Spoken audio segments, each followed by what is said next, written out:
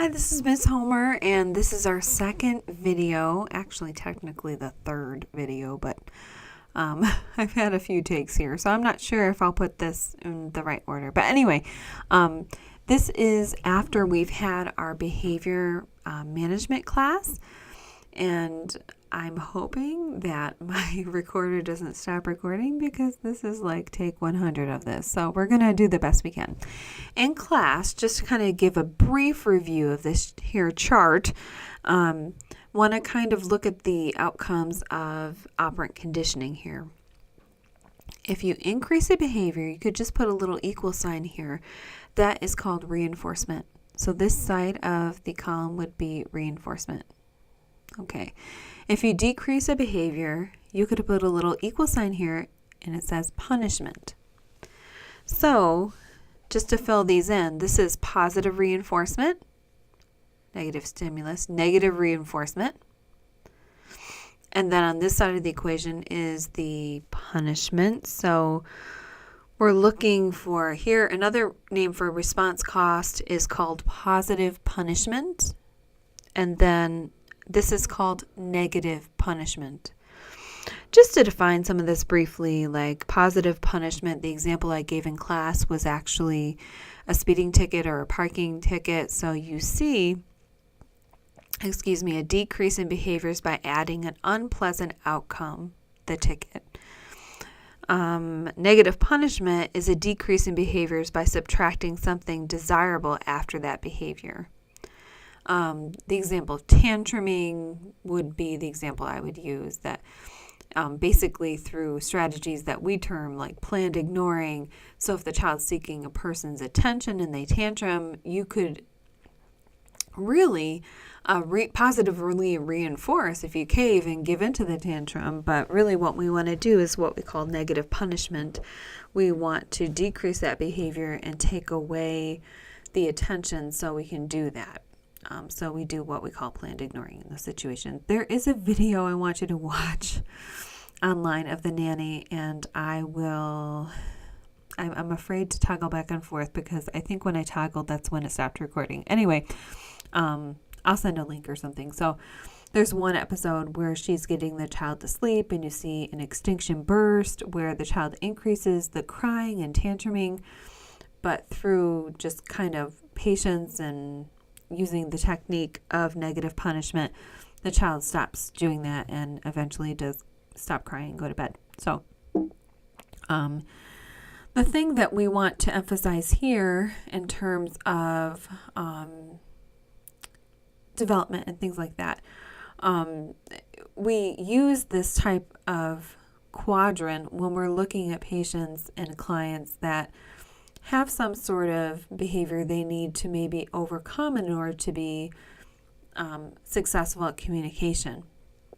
We use this on a number of planes, and it kind of helps us better identify where we can be most effective in therapy, especially with children, but sometimes we use these strategies with all clients. It really depends. Sometimes on your coworkers. I mean, it's just good information to have, frankly. So, we can kind of learn about our own behavior as well. Okay, so behavioral theory, these next few slides, these in particular with the smaller writing, they are actually from the ASHA study guide, and it's for the praxis exam, or essentially our board exam that we take following or during our CFY experience to become licensed professionals. So you will have to eventually be familiar with this information. Hopefully you can familiarize yourself now. With that said, to tag on some more information about behavioral theory via Skinner, he also came up with the concept of verbal operants. And these are 5 different things: mans, tacs, echoics, autoclitics, and intraverbals. He coined these behaviors that define their effect on another person who provides access to reinforcement. So there are many types of communication systems out there. One of the most popular is called the Picture Exchange Communication System, PECS, and is based upon this actual verbal operant kind of conditioning, the operant conditioning method. And it actually uses picture exchange going from mans all the way to intraverbals. You see them down here. And it's very specific. We use that with nonverbal clients. You should be familiar with these terms: MANS, TACs, echoics, autoclitics, interverbals, because they are part of that system. And oftentimes we have to use a PEC system if that's what the child has effectively chosen to communicate with. So Skinner's verbal behavior is a powerful analytical tool that helps us look at language training protocols, independent of theory or modality. Basically, like I said, we should familiarize ourselves with this stuff. We should know what the 5 verbal operants are. Hint, hint, clue, clue. Also is great information to guide our effectiveness in therapy sessions for long-term goals of independence with clients. So it's great information. This too is actually from the study guide. I screenshotted that for you. All right, another theory of language development is the interactionalist approach. Now, the interactionalist approach is, I've heard both interactionist and interactionalist, is basically kind of developed out of the name. It requires interaction to learn language. So that's their MO. Interactionalist approach emphasizes the combination of biological and environmental influences. Basically, they say that, we'll get that in a minute. Children figure out linguistic structures of input based on sufficient information from that language, how they interact with people, but they're also a bit of what we call constructionists. They're interested in language structure, but there's less theoretical commitment to language form and to the ages of acquisition of language. So they babble at 7 months, for example, or that was a bad example, but they kind of don't follow those guidelines. So the interactionalists or the interactionalist constructionists, they look at language function, not structure, whereas if you're more of a constructionist, you look at the structure, but it's emphasized there. Language develops as a result of children's social interactions, interactionalists, with the important people in their lives, so caregivers, parents, teachers, older brothers and sisters, babysitters, daycare providers, you get the idea. Vygotsky, who was a Russian psychologist, kind of came up with this posing argument for interactionalist theory. He said that through social interaction, children become more competent and experienced members of the child's culture and language. So the main theorist associated with it, like I said, is Lev Vygotsky, and there's some things I pointed out with studies there. You can look those up if you would like to. Interactionalists argue that language development is both biological and social. And there goes my email. Oh my goodness. Okay. So with that said, we'll keep going here. I've had a few takes, guys. Social interactionism theory. So language function, not structure, is emphasized. So the interactionalist. And like I said, Vygotsky, he said basically it's acquired through social interactions with caregivers, etc. The interactionalist theory approaches the combination of biological and environmental influences as the be-all, end-all answer for language development in children. They say that children figure out linguistic structures of input language based on sufficient information from that language. So a theoretical weakness here that the interactionalist approach has is that really it can't account for the similarities of language learning across the board with different children. So that's a weakness there.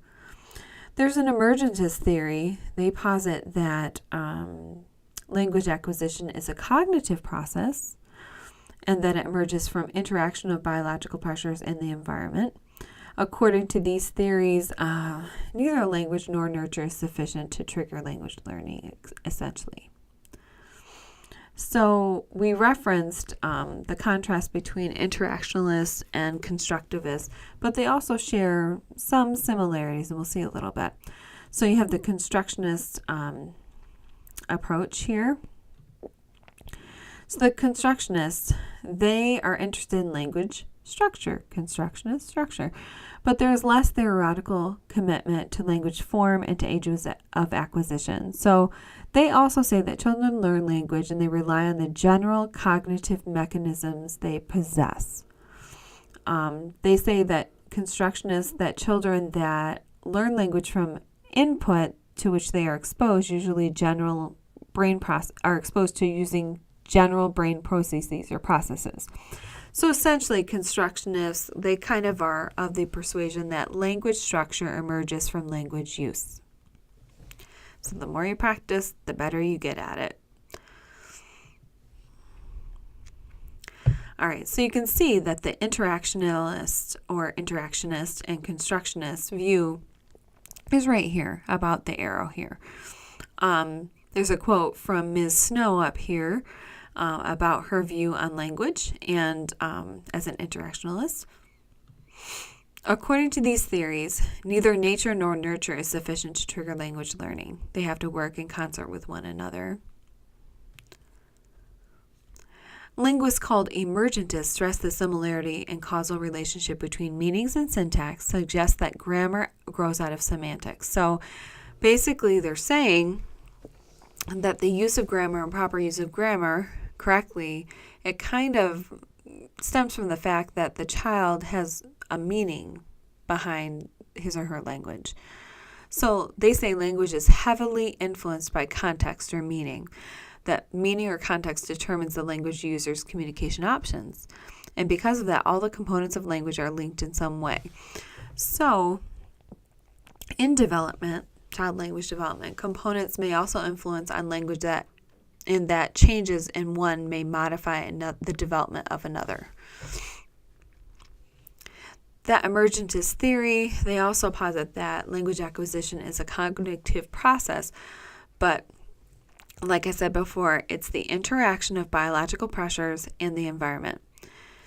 It also says that learned from the environment language is, and that the complexity of that language emerges from regularities abstracted from billions of associations made during language use. Language is a structure, according to emergentism, arising from existing interacting patterns in the human brain. So they got a little LED thing going on there. But a child's language emerges not from stipulated rules found in the LAD, but from the interaction of general cognitive mechanisms. So it's a different area, apparently, and the environment. Just a little Noam Chomsky joke there. All right. Some argue that it is not just hearing language around them that it's important, but it's the kind of language, whether it's used responsively with one another. So then that kind of piggybacks on the idea of motherese. Now, motherese is basically accentuated speech, tuneful, kind of over-exaggerated in some sense, and how we talk to babies and children who are developing language. Essentially, we use motherese, and we'll see in this next slide in a minute, we kind of use another term for that as children get older. But it was posited as a basic human requirement by Ms. Snow and Mr. Ferguson in 1977 and said that basically it's vital to language development. So child-directed speech, or CDS, sometimes called baby talk by others, and motherese, as I termed, special style of speech. We talk to young children developing language in this way. And it's really been extensively studied over the past 30 plus years. Child-directed speech, or motherese, has several content characteristics, and these are some of them. So, as an example, and I got it from this study here, Language and Age. Basically, you call a child by their name as a caregiver. Sometimes we use pet names for children in terms of endearment.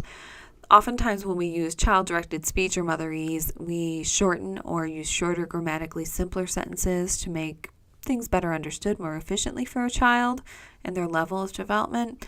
We often use more repetition with children. More use of questions or question tags, use of baby talk words, expanding on or finishing a child's utterance. So expansion in the sense of if the child said a one-word utterance, for example, like truck, I'd say, oh, look, red truck. You expand on what the child says. So these are kind of techniques that are necessary for language development, according to certain theories. And they are, in a sense, vital to language, but we instinctively kind of do things when we were working with children. So Motherese has been around for a long time. Some other child-directed language techniques that we use are higher pitch, slower speed, more pauses, like that. Clearer, more distinct pronunciation, like I said. Exaggerated intonation. Sorry about that, guys. Exaggerated intonation. Some words in the sentence are heavily emphasized, so I say you might want to pay attention to this, that kind of thing.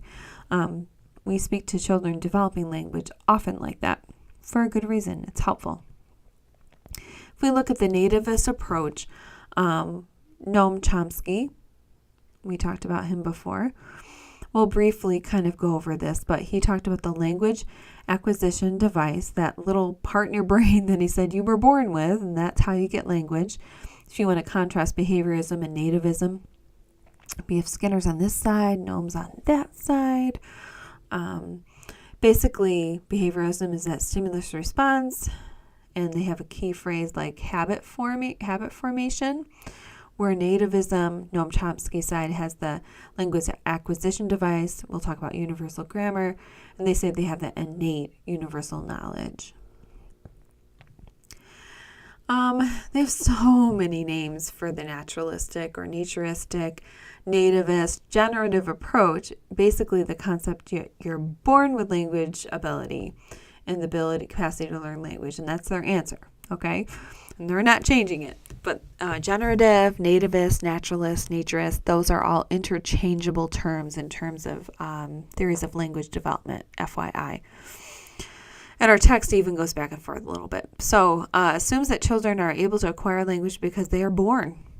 Congratulations, you're born with innate rules or principles related to the structure of human language.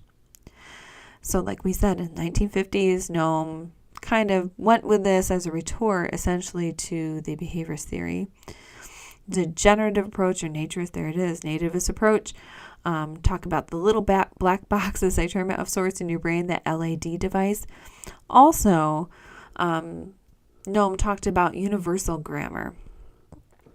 And you should check out that YouTube video. It's interesting about universal grammar. But it was an explanation further of his theory that accounted for grammar development.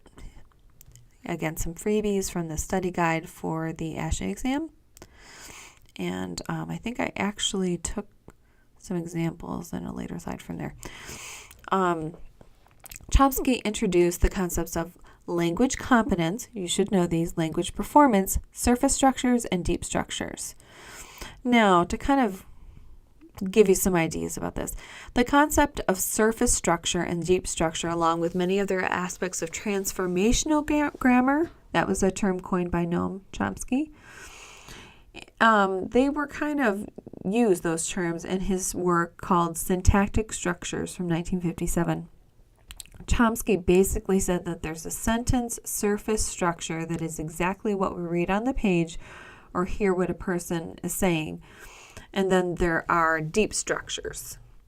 So we have a surface structure, the actual spoken sentence, or the actual concept of what we're trying to say would be a better way to put it, I think. And then we have the deep, the spoken sentence, the deep structure is the underlying meaning. So the essence of what you want to say is that deep structure. The surface structure is the presentation of it. The best way to explain this would be like, say I want to convey to you that I'm hungry. There are many different ways on a surface to say I'm hungry. You could say I'm starving, I'm famished. All is kind of saying the same thing, but the essence of it, the deep structure is I'm hungry. And you'll see a couple examples here.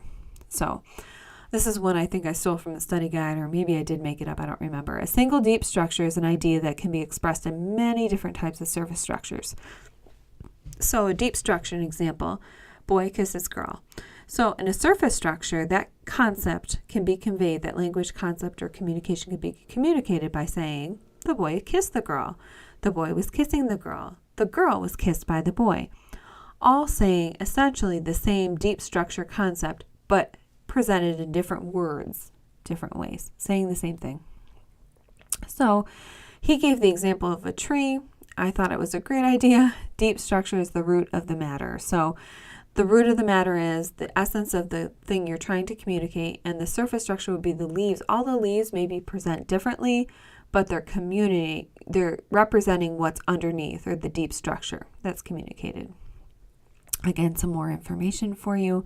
Nature versus nurture. Even if nativists insist that a child is born with innate knowledge toward language, there are a number of problems with that. The innateness is important, but we should not ignore the environmental factors. But I think you guys know that by now. Language is both acquired and learned. To learn a language, a child begins with his or her innate universal grammar, Noam said, to abstract the structure of that language. So, he said that natural languages are characterized by a unified set of abstract algebraic rules that you can follow that are meaningless themselves and insensitive to the meanings of the elements. We're born with those. And a set of meaning of linguistic elements, words that serve as variables and rules. To learn a language, each child begins with his or her innate universal grammar, he's saying. So you're born with that too, to abstract that structure of the language. Acquisition has two components, he said, acquiring all the words, idioms, and constructions of that language, and then linking the core structures of that particular language learned to the universal grammar. Being innate, universal grammar does not develop, but it is the same throughout a person's lifespan. That's what they said. So I'm conveying that. Chomsky proposed that the LAD as a counter to behavioral psychologist theory that children acquired language through positive stimulus. But Chomsky believed that simply hearing others speak and being rewarded for mimicking that wasn't really enough to account for a child's rapid language development. He posed a theory called, and you will have to know this, the poverty of stimulus. You will read this in several language books. The poverty of stimulus is the assertion that natural grammar pertaining to language is learnable given the relatively limited data available to children learning a language. Therefore, that this knowledge is supplemented with some sort of innate linguistic capacity. So he's saying, you can learn from your environment a little, but my goodness, you have to have some sort of innate chip capacity to learn language, not learned from the environment. So Chomsky and other generativists, they've argued that many of the properties of generative grammar arise from what they term universal grammar, which is innate to the human brain, according to them, rather than being learned from the environment. And Chomsky's poverty of stimulus argument kind of comes into play here. All right, with that said, here's a picture of Chomsky in deep thought about language learning, I'm sure. He said that nativists, basically, they're on this side of the spectrum, the extreme, really no environmental influence to speak of that they believe in. They say the mind has some pre-existing structure that imposes it to interpret experience and learn language. If we think about common properties of human languages of the world share structural properties. This could be essentially due to an innate biases about languages and how they're structured. But if you think about it, the human mind is equipped with other useful knowledge. So, for example, the world is in 3 dimensions, even though our retinas only process 2 dimensions. Maybe you didn't know that. Something new. Why not prior knowledge about language? So, you can kind of give it a little bit of a chance. Knowledge itself is innate, and children have an inborn knowledge of that general form of language. There are different ways for something to be innate. So procedures for learning are innate. Knowledge is the result from these procedures. Children have domain general capacities that contribute to language acquisition. Some of these are called, we'll learn about them later, symbolic representation, memory, segmenting, input into smaller parts, and pattern analysis. Just a couple examples. Babies, how cute, right? Are statistical learners. So statistical learning, an example of that is basically keeping track of the relative frequency of 2 things. Example, how they occur together. So Safran, Aslan, and Newport in 1996 They did a study on 8-month-olds and said that they can unconsciously track probabilities between syllables in order to identify words in fluent speech in an artificial language, not a real language. Kind of cool that they can track those. Also, they basically said, too, in 1999, some of those same study researchers said that babies can track the probabilities between tones or musical tones, not just between language stimuli like syllables. So, notes. Interesting. What problem for generative grammar involves fixed and semi-fixed structures that are not based on abstract grammatical categories, but on particular words or fixed expressions, such as, how's it going? Yeah, that's a bit of a problem. Constructionists such as Piaget, he was one, by the way, would argue that language structures are examples that structure emerges from use.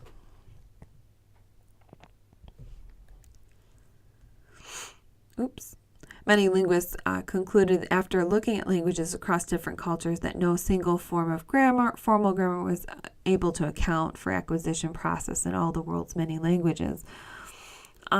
Several theorists suggested that semantic cognitive basis for that instead of syntax. There was what we call a semantic revolution, wasn't a war, held that the semantic syntactic relations apparent in a child's early learning corresponded rather closely to some of the categories of infant, toddler, sensory motor cognition.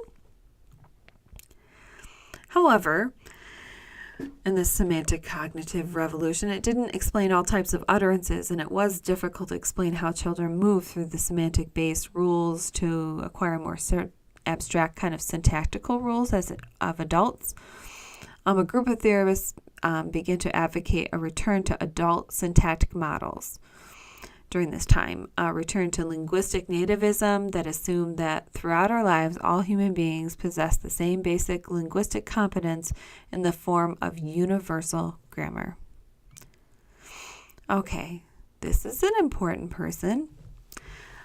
You'll hear about Bloom and Leahy a lot, but the semantic revolution, essentially from 1960 to 1970, Lois Bloom found that syntactic rules were inadequate for describing the difference in meaning for utterances. So, for example, you have the utterance, mommy sock. The child could be picking up her mother's stocking. She could be saying that, when her mother put her socks on. So the meaning is different, though the surface structure was the same. So what she is saying that you really can't account for describing differences in meanings of utterances. Basically, it was inadequate because it can have multiple meanings. Bloom also found that children's speech contains consistent relationships amongst entities in the child's world, and that these relationships are expressed by simple word order rules. So, for example, agent plus action. The dad being the agent and the action being throw. So, dad, throw. Or, you have the action, location, or agent, location, action, location. So, we have go, car. As a result, Bloom's research signaled a new era in child language study in 1970 and started the semantic revolution.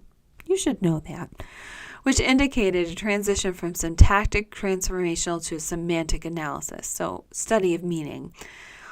So a child's language has been analyzed in relation to a child's intended meaning interpreted from the linguistic and non-linguistic context.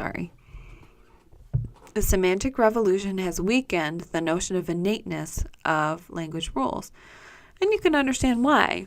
So, according to semantic theory, semantics is a method of representing mental experience which is universal.